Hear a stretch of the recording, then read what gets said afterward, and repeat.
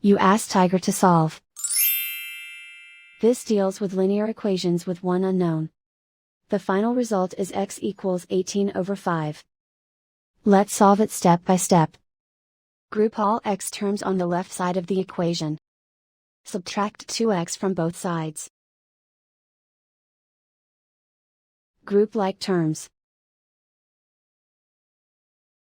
Simplify the arithmetic.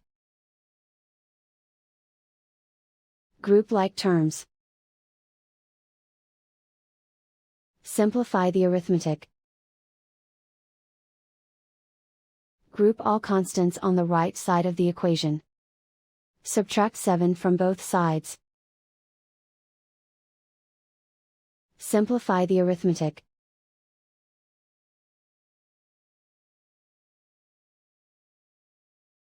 Isolate the x. Divide both sides by -5. Cancel out the negatives. Simplify the fraction. Cancel out the negatives.